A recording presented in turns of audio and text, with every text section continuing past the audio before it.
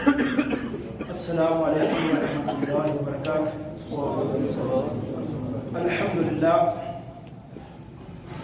الحمد للہ نحمده ونستعینه ونستغفره ونعوذ باللہ من شرور انفسنا ومن سیئات اعمالنا، من يهده الله فلا مضل له ومن يضلل فلا هادي له، ونشهد ان لا اله الا الله وحده ونشهد ان سيدنا ومولانا محمدا عبده ورسوله. اما بعد فان خير الحديث كتاب الله وخير الهدي هدي محمد صلى الله عليه وسلم، وشر الأمور محدثاتها وكل محدثة بدعة وكل بدعة ضلالة وكل ضلالة في النار. اللهم صل على محمد وعلى آل محمد كما صليت على إبراهيم وعلى آل إبراهيم إنك حميد مجيد. اللهم بارك على محمد وعلى آل محمد كما باركت على إبراهيم وعلى آل إبراهيم إنك حميد مجيد. أعوذ بالله السميع العليم من الشيطان الرجيم من همزه ونفخه ونفثه. بسم الله الرحمن الرحيم. والضحى والليل إذا سجى ما ودعك ربك وما قلى وللآخرة خير لك من الأولى ولسوف يعطيك ربك فترضى ألم يجدك يتيما فآوى ووجدك ضالا فهدى ووجدك عائلا فأغنى فأما اليتيم فلا تقهر وأما السائل فلا تنهر وأما بنعمة ربك فحدث.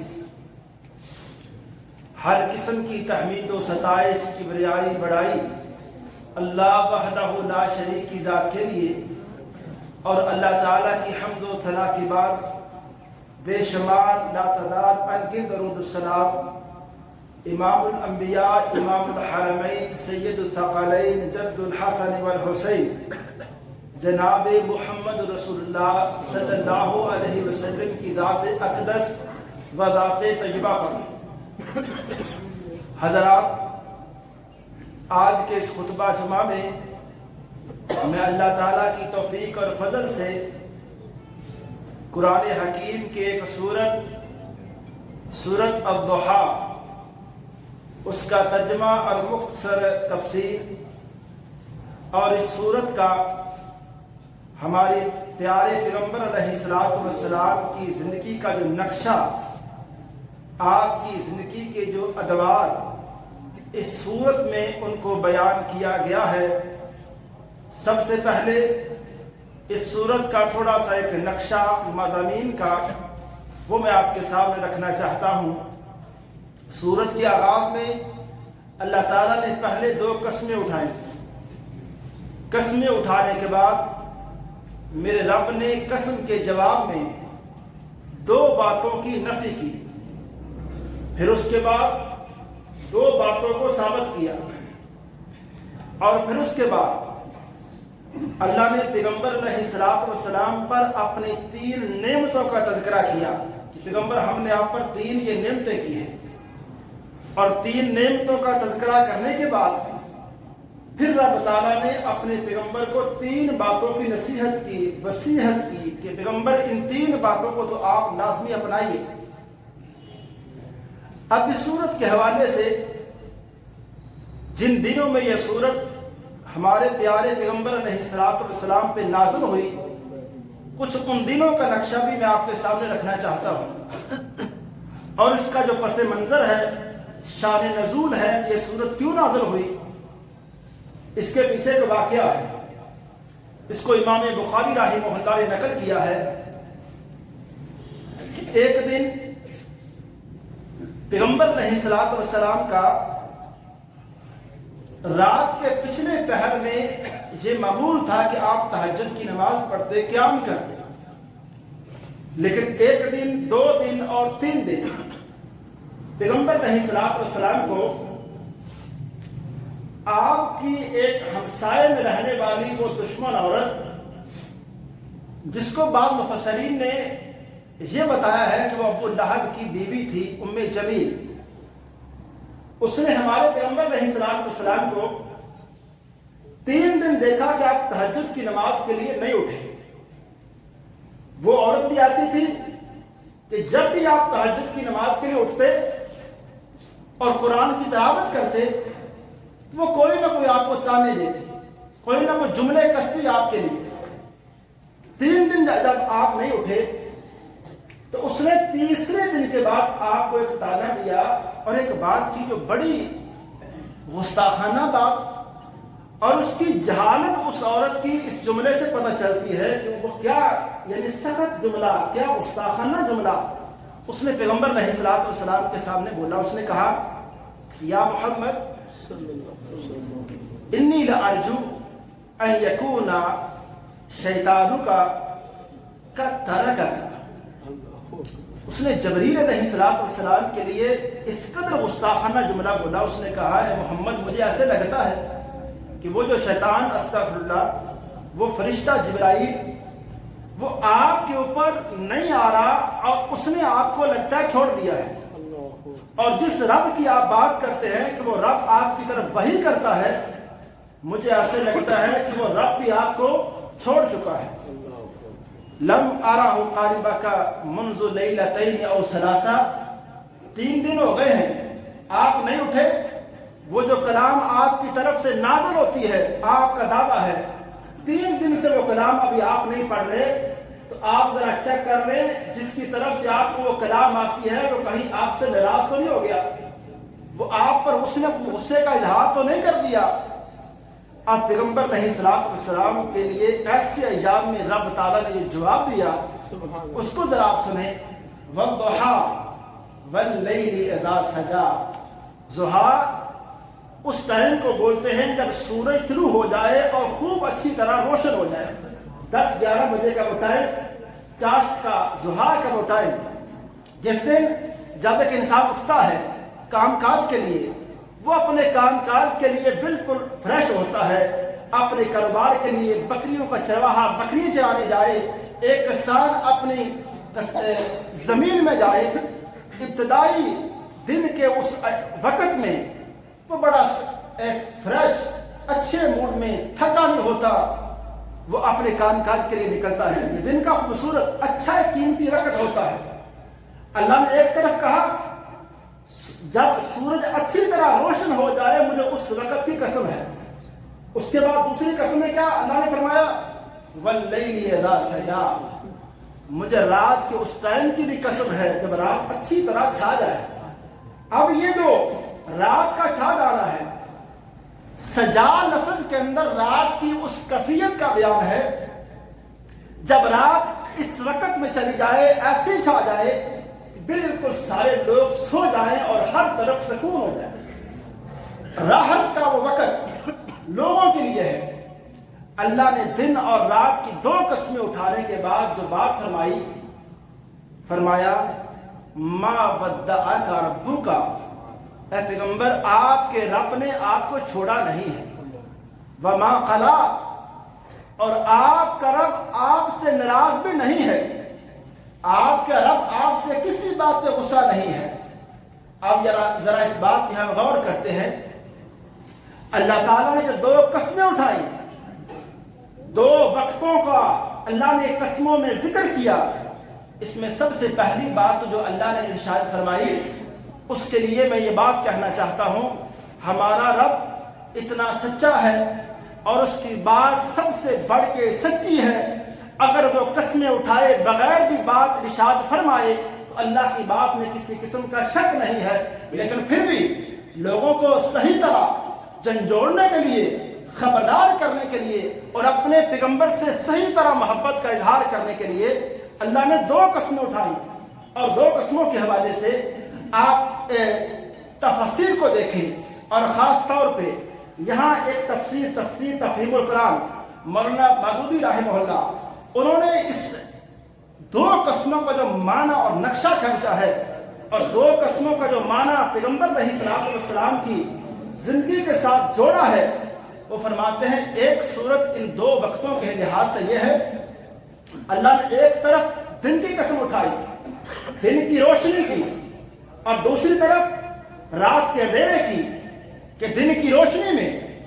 دن کی روشنی سے مراد وہ وہی ہے، روشنی کا جس طرح دن کی روشنی سے لوگ اپنے کام کاج کے لیے ایک جگہ سے دوسری جگہ سفر کے لیے اور اپنی مصروفیت کے لیے سورج کی روشنی سے بڑی رہنمائی لیتے ہیں، تو اس سے مراد وحی کی وہ روشنی ہے۔ اے پیغمبر، ایک طرف دن کی روشنی ہو اور اسی طرح ایک وحی کی روشنی ہے۔ دن کے اگر ایک وقت دن کی روشنی ہو جائے اور اس کے بعد رات کا اندھیرا ہو جائے، کوئی بندہ دن کی روشنی کے بعد رات کے اندھیرے کو، کسی بندے کے دماغ میں یہ بات نہیں آتی ہے کہ یہ اللہ تعالیٰ کی ناراضگی کا وہ باعث ہے۔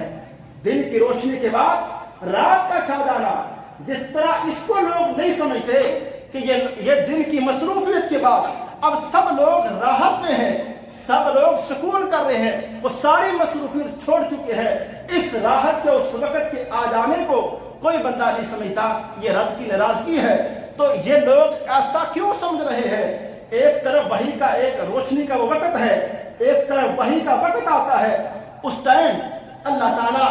اپنے پیغمبر پر اپنے کلام کو نازل کرتے ہیں۔ اس کے بعد جس طرح رات کا ایک وقفہ آتا ہے، تو وحی کے بعد میں ایک وقفہ لازمی آئے گا جس ٹائم آپ کے اوپر وحی نازل نہیں ہوگی۔ رات کے بعد دن کے بعد رات کے آ جانے کو اگر رب کی ناراضگی کا باعث نہیں سمجھا جاتا تو وحی کے بعد کچھ وقت وقفے کو لوگ رب کی ناراضگی کیوں سمجھتے ہیں؟ اور اسی طرح مولانا اس کی مزید وضاحت یہ کرتے ہیں، وہ فرماتے ہیں لوگوں، اگر دن کا جو اجالا ہے لوگوں کے کام کاج کے لیے اگرچہ سہولت ہے، لیکن یہ رب کی ایک رحمت، اگر ہر وقت ہی دن رہے، رات کا وہ اندھیرا نہ آئے، تو پھر لوگوں کے لیے یہ رحمت بھی پریشانی کا باعث بن سکتی ہے۔ جب لوگوں کے لیے راحت کا وقت ہی نہیں ہوگا، لوگوں کے لیے کوئی سکون کا، آرام کا وقت نہ ہوگا۔ رات ایک اللہ تعالیٰ کی نعمت ہے جس میں انسان دن کے لیے دوسرے دن ایک فریش ہو کر اپنے تھکاوٹ ختم کر کے نئے دن میں تازگی کے ساتھ اور ریلیکس ہو کر انسان دوسرے دن کام کاج کے لیے تیار ہو جاتا ہے۔ تو پیغمبر علیہ الصلوۃ والسلام کو بھی یہ واضح کیا جا رہا ہے، اے پیغمبر، وحی کی تھکاوٹ کے بعد وحی کا جو پیغمبر علیہ الصلوۃ والسلام پہ لمحات ہوتے تھے اور جو وقت ہوتا تھا وہ ایسا مشکل وقت اس کو آپ کہہ سکتے ہیں، اور ایسی گھبراہٹ والا وقت پیغمبر علیہ الصلوۃ والسلام پہ جب وحی نازل ہوتی تو سخت سردیوں کے موسم میں سیدہ عائشہ کہتی ہیں کہ آپ کے اس پیشانی کے اوپر پسینہ آ جاتا تھا اس وحی کو جب آپ پر پیش کیا جاتا۔ تو آپ کو کہا جا رہا ہے اے پیغمبر، وحی کے بعد کچھ وقت لازمی وقفہ ہونا چاہیے کہ آپ کی طبیعت سمجھ جائے کہ آپ اگلی وحی کے لیے تیار ہو جائیں۔ پہلے ایک وحی، اللہ کا ایک کلام جب آپ کے اوپر نازل ہو چکا ہے، اس کو لوگوں میں عام کر کے، لوگوں میں پھیلا کے، کچھ وقت آپ کو ہم ضرور راحت کا ٹائم بھی دیں گے، آپ کی طبیعت اس میں سمجھ جائے گی، اور اس کے بعد جب آپ کی طبیعت سمجھ جائے گی، پہلی وحی کی تھکاوٹ سے آپ بالکل فارغ ہو جائیں گے، اس کے بعد ہم دوسری وحی آپ کے اوپر نازل فرمائیں گے، اور دوسری وحی جب آپ کے اوپر ہم نازل کریں گے تو اس دوسرے پیغام کو لے کے آپ لوگوں میں عام کریں، لوگوں میں اللہ کا کلام لوگوں کے سامنے پیش کریں۔ اور رب تعالیٰ نے دو قسمیں اٹھانے کے بعد فرمایا، اے پیغمبر، لوگ آپ سے بات کریں، اعتراض کرنے والے اعتراض کریں کہ رب آپ سے ناراض ہوا ہے، اے پیغمبر، ما ودعک، آپ کے رب نے آپ کو چھوڑا بھی نہیں، وما قلا، آپ کا رب آپ سے ناراض بھی نہیں۔ اور اس کے بعد فرمایا، اے پیغمبر، وَلَلْآخِرَةُ خَيْرٌ لَكَ مِنَ الْأُولَى، یہ پیغمبر کی زندگی کے مراحل کا تذکرہ ہے کہ اے پیغمبر، آپ کی زندگی ایسی ہے، اس کا دو طرح سے ترجمہ ہو سکتا ہے۔ پہلا ترجمہ کہ اے پیغمبر آپ کی جو آخرت ہے اور ہر انسان کی آخرت، کہا وہ آخرت دنیا کے مقابلے میں بہتر ہے۔ اور دوسرا معنی جو اکثر مفسرین نے کیا ہے کہ اے پیغمبر آپ کی زندگی کا جو پچھلا دور ہے، اس کے بعد جو اگلا دور ہے، ہر دن کے بعد آپ کا اگلا دن جو آنے والا ہے، ہم آپ کو گارنٹی دیتے ہیں کہ وہ دن آپ کا بہتر سے بہتر ہوتا جائے گا۔ ہم پچھلے دن کے مقابلے میں آپ کے لیے آگے آسانیاں تر آسانیاں کرتے جائیں گے۔ اور یہ پیغمبر علیہ الصلوۃ والسلام کی زندگی کے لیے آپ ہم نقشہ پیغمبر کی زندگی کا اگر ہم پڑھ لیں تو یہ اس آیت کے اندر جو اللہ تعالیٰ نے فرمایا ہے، اے پیغمبر ہم آپ کی زندگی کا جو گزرا ہوا دن ہے اس کے مقابلے میں جو آگے زندگی میں جو دن آنے والا ہے اس کو بہتر سے بہتر، آسان سے آسان اور خوشیوں والا وہ دن آتا جائے گا۔ کامیابیوں سے کے بعد ایک کامیابی آپ کی زندگی میں آتی رہے گی۔ آپ پیغمبر علیہ الصلوۃ والسلام نے 40 سالہ دور کے بعد ایک دور مکی دور گزارا ہے، وہ 13 سالہ دور، ایسا مشکل وقت آپ نے صحابہ کرام کی مشکلات کو، ایسی تنگیوں کو، ایسے مسائل کو دیکھا کہ آپ کے اصحاب کو لوگوں کے پیغمبر علیہ الصلوۃ والسلام کے دور میں، مکی دور میں مسلمان مردوں کو، مسلمان عورتوں کو 2 دفعہ مکہ چھوڑنا پڑا، حبشہ کے علاقے میں ہجرت کرنا پڑی۔ آپ کے سامنے حضرت عمار بن یاسر رضی اللہ تعالیٰ عنہ، ان کی والدہ کو شہید کیا گیا اور پورے اس گرانے کو تنگ کیا گیا۔ مکی وہ دور ہے کہ آپ کے اوپر دشمنوں نے ایسے ظلم کیے کہ آپ کو تنگ کیا گیا، اجڑیاں پھینکی گئی، آپ کو لوگوں کے سامنے بات جب آپ نے کی، لوگوں نے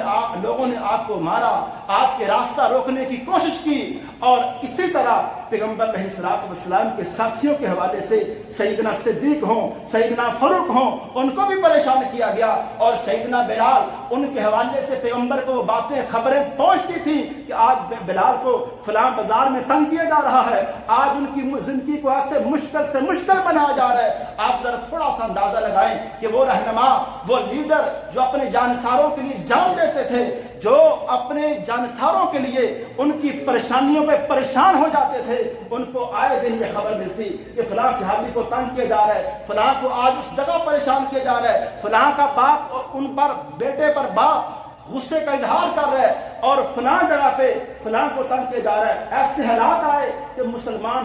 جو صحابہ کرام ہیں انہوں نے مکہ چھوڑا، حبشہ کے علاقے میں جا کے ہجرت کی، پھر ایک وقت آیا تو دوبارہ ہجرت کی۔ ایسا مشکل سے مشکل وقت پیغمبر علیہ الصلوۃ والسلام نے دیکھا، اور اس کے بعد اللہ تعالیٰ نے فرمایا اے پیغمبر ہم نے آپ کو چھوڑا بھی نہیں، آپ سے ناراضگی کا اظہار بھی نہیں کیا۔ اور کیوں کہ اے پیغمبر آپ کی زندگی کا ہر آنے والا دن وہ بہتر سے بہتر ہوتا جا رہا ہے۔ اور اس کے مزید اللہ تعالیٰ نے پیغمبر علیہ الصلوۃ والسلام کے لیے قرآن میں ایک جگہ یہ بھی فرمایا اے پیغمبر لوگ آپ کو باتیں کریں، آپ کو تانے دیں، آپ کو تنگ کریں، لیکن وَاصْبِرْ لِحُکْمِ رَبِّکَ فَإِنَّکَ بِآیُنِنَا، اے پیغمبر آپ صرف ہماری طرف سے اگر وہی کسی معاملے میں لیٹ بھی ہو جائے، آپ اللہ کے حکم کا انتظار کیجئے۔ اور آپ کا صورتحال اس دنیا میں کیسی ہے؟ فَإِنَّكَ بِآیُنِنَا، آپ تو پیغمبر ہماری آنکھوں کے سامنے ہیں، یہ لوگ جو مرضی کر لیں، آپ کے خلاف جو مرضی سازشیں کر لیں، بِآیُنِنَا آپ ہماری آنکھوں کے سامنے ہیں، ہم آپ کو دیکھ رہے ہیں، ہم آپ کو ضائع نہیں ہونے دیں گے۔ ہم کبھی بھی ایسا نہیں ہو سکتا یہ لوگ سازشیں کرنے والے، یہ آپ کا راستہ روکنے والے آپ کا راستہ روک لیں گے، آپ اپنے راستے پہ چلتے رہیں گے، اور ان کے سامنے آپ ان لوگوں کو، حاسدین کو،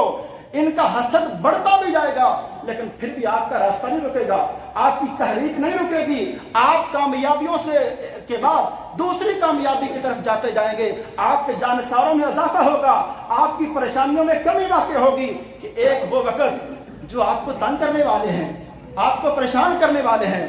اے پیغمبر آپ کی زندگی میں وہ ہم دل لائیں گے، وہ ایک وقت آئے گا کہ جو یہ آپ کو تانے دینے والے ہیں، آپ پر سختیاں کرنے والے ہیں، آپ کے جانساروں کو مسائل پریشانیوں میں مبتلا کرنے والے ہیں، پیغمبر ایک وقت ہم لائیں گے، ایک دن لائیں گے، یہی مکہ ہوگا اور یہی مکہ کی ڈرتی سرزمین ہوگی ان کی گردنیں جھکا کے ہم آپ کے سامنے کھڑے کر دیں گے اور اس دن فیصلہ صورتحال ایسی ہوگی، ایک اشارہ آپ کر دیں ان کی گردنیں کٹنے کے لیے تیار ہو جائیں گی۔ لیکن اے پیغمبر وہ دن بھی ہم آپ کے لیے لائیں گے، اور اس کے لیے اللہ تعالیٰ نے پیغمبر کو حوصلہ دینے کے لیے، تسلیاں دینے کے لیے اللہ نے کیا فرمایا؟ فرمایا اے پیغمبر وَلَسَوْفَ يُؤْتِيكَ رَبُّكَ فَتَرْضَىٰ، ان قریب ہم آپ کے لیے ایسی خوشیاں لائیں گے اور ایسا ایک مقام آپ کا زندگی اس دنیا کے اندر بھی آ جائے گا، اور آخرت کا معنی اگر لیں تو مقام محمود ہے۔ ایسا وقت آ جائے گا، ایسی نعمتوں سے ہم آپ کو نوازیں گے کہ آپ کو ہم راضی کر دیں گے، آپ کو خوش کر دیں گے کہ وہ پیغمبر جس نے دیکھا کہ ایک وقت وہ تھا آپ کی بات سننے کے لیے لوگ تیار نہیں تھے، اور ایک وقت وہ ہے ایک طرف سے خبر آتی ہے اللہ کے رسول فلاں طرف سے پورے کا پورا قبیلہ اسلام قبول کر رہا ہے، فلاں علاقے سے پورے کا پورا ملک اسلام قبول کر رہا ہے، فلاں علاقے سے ہزاروں کی تعداد میں لوگ اسلام کی طرف آ رہے ہیں، اور رب تعالیٰ نے اس کا نقشہ پھر قرآن کے اندر یہ کھینچا اذا جاء نصر اللہ۔ اے پیغمبر وہ وقت آ گیا ہے، اللہ کی مدد، وہ پریشانیاں اب ختم ہیں، وہ مشکلات کا وقت ختم ہے، آپ نے محنت کی ہے اور دل لگا کے ایسی محنت کی ہے، میرا پیغام لوگوں تک ایسا پہنچایا ہے، اس کا حق ادا کیا ہے، اور آج ہم آپ کو اس کا صلہ دے رہے ہیں۔ وَرَأَيْتَ النَّاسَ يَدْخُلُونَ، کہ آپ دیکھ رہے ہیں لوگ اس دین اسلام کے اندر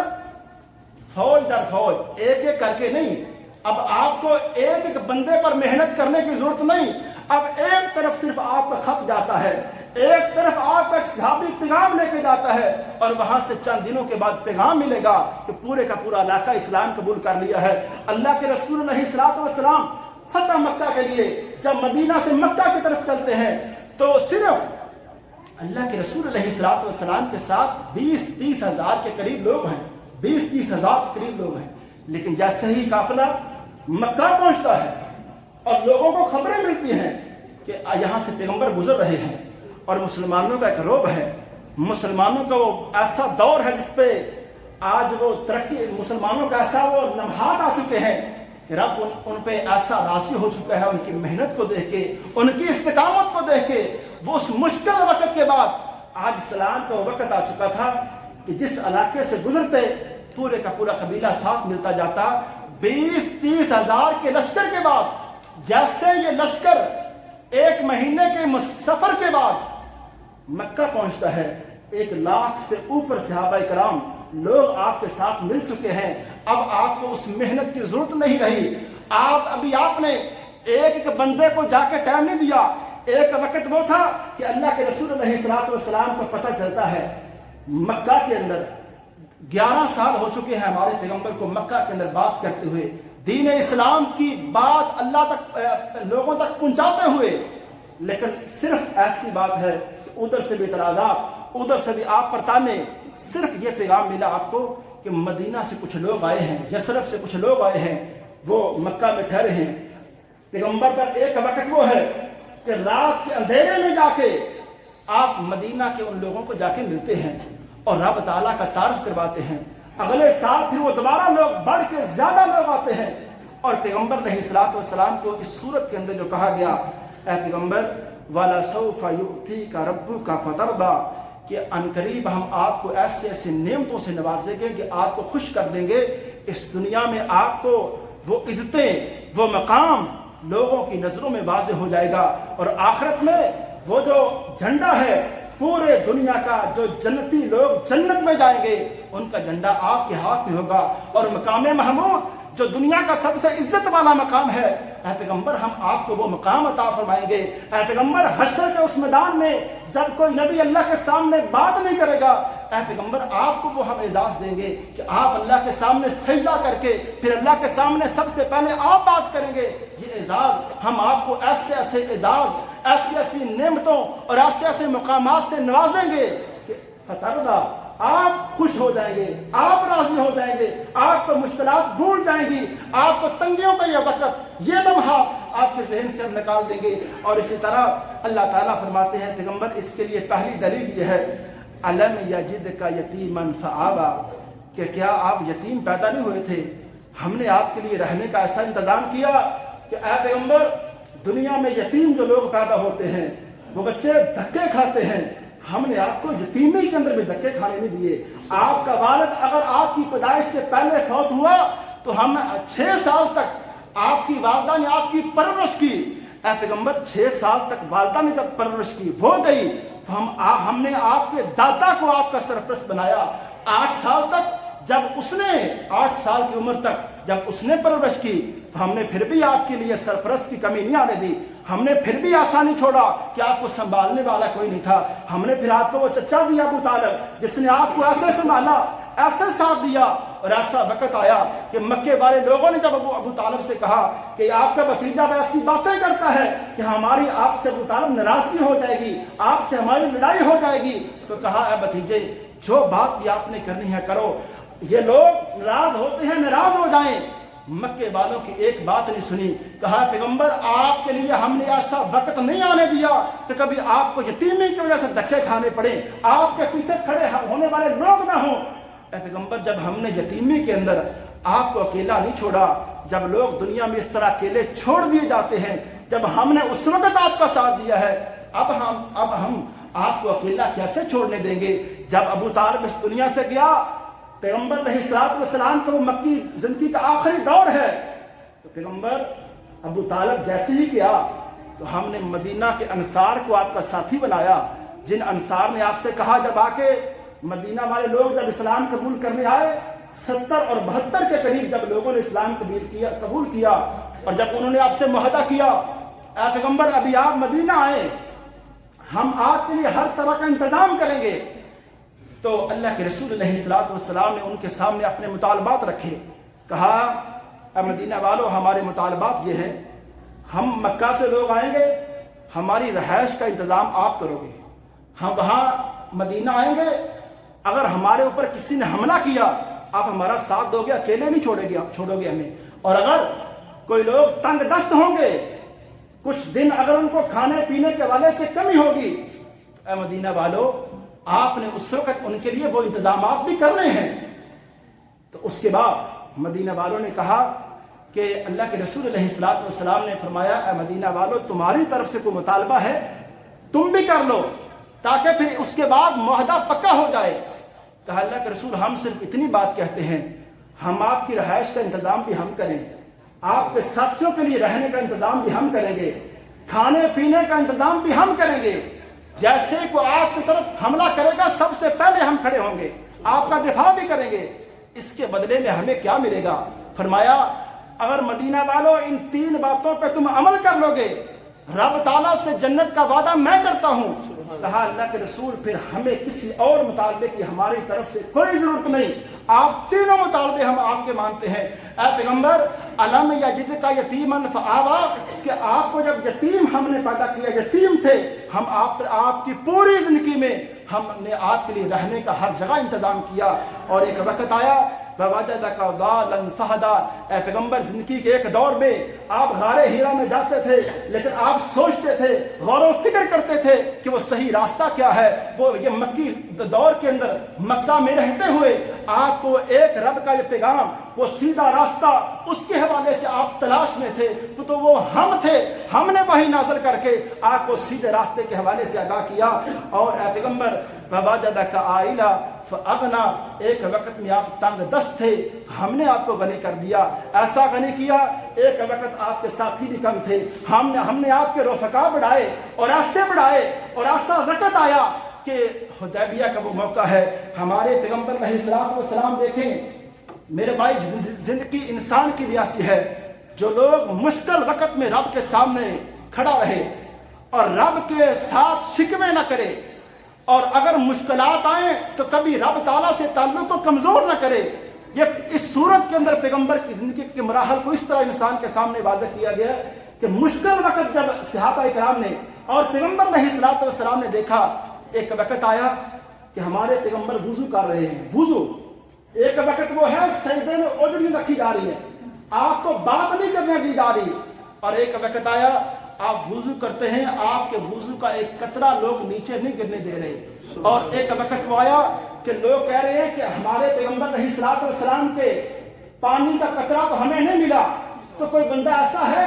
जो हमें सिर्फ ये बता بتا دے کہ پانی کا قطرہ آپ کے ہاتھ میں کہاں لگا ہے، چلو اس خشک جگہ پہ ہم اپنا ہاتھ ہی لگا لیں۔ ایسے جانسار پیدا کیے۔ اس نقشے کو عروہ بن مسعود ثقفی نے جو جا کے وہاں مکہ میں کھینچا تھا، کہا لوگو اے مکے والو تم اب اس محمد کا کچھ بھی نہیں بگاڑ سکتے، اس کے تو ایسے جانسار ہیں، اس کے پانی کے قطرے جو اس کے جسم کو لگ جائے نیچے نہیں گرنے دیتے، اس کے خون کا قطرہ کیسے نیچے گرنے دیں گے؟ اور ایسے جانسار۔ اور صرف آخر میں پیغمبر علیہ السلام کو کہا گیا اے پیغمبر ہم نے آپ کی زندگی کے مختلف ادوار میں اس طرح آپ کا جب ساتھ دیا ہے تو فَأَمَّا الْيَتِيمَ فَلَا تَقْهَرْ، اب آپ بھی ایسا کریں،